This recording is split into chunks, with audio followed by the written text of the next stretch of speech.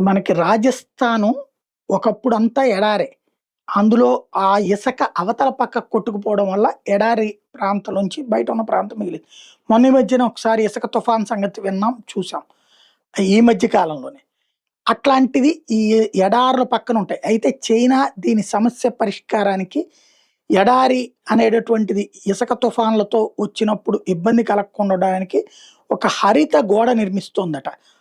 గోబీ అనేది ప్రపంచంలోనే అతిపెద్ద ఎడారైతే, చైనాకు ఉత్తరం వైపు నుండే ఈ ఎడారి ఇసుక రాసులతో అందంగా ఉన్నటువంటి నేపథ్యంలో ఏటా వచ్చే ఇసుక తుఫాన్లు ఎదుర్కోవడం కష్టమైన పని అవుతుండటం, ఇసుకతో ముంచెత్తు వందల ఎకరాల భూముల్ని తనతో కలిపేసుకుంటూ ఉండటంతో భయపడి ఎడారికి సమీపంలో ఉండే లక్షల కుటుంబాలు వలస వెళ్ళడం, అది చైనా ప్రభుత్వానికి భారమైంది.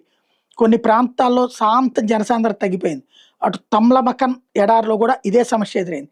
ఎడారుల విస్తరణతో తీవ్రంగా సతమతమైపోతుంది చైనా. అక్కడ ప్రజలకి రిహాబిలిటేట్ చేయాలి. అదే సందర్భంలో ప్లేస్ సరిపోకపోని పరిస్థితి వస్తుంది. 1978లో త్రినార్త్ షెల్టర్ బెల్ట్ ప్రోగ్రామ్ అని ప్రారంభిస్తే అది విఫలమైంది. దాన్ని గ్రేట్ గ్రీన్ వాల్ అంటారు. ఇప్పుడు ఏదో చెట్లు పెంచడం లాంటివి చేసుకొచ్చారు.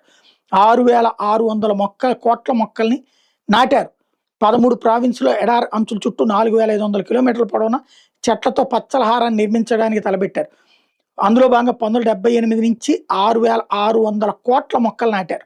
2050 వరకు ఈ ప్రాజెక్టు కొనసాగించి 10,000 కోట్ల మొక్కలు నాటాలని లక్ష్యంగా పెట్టుకుంది. కానీ ఆ మొక్కలు కూడా ఈ ఎడారి ఇసకకి ఒక్కోసారి మూసుకుపోతున్నటువంటి నేపథ్యంలో పరిష్కారం ఏంటన్నది నిపుణులను అడుగుతున్నారు.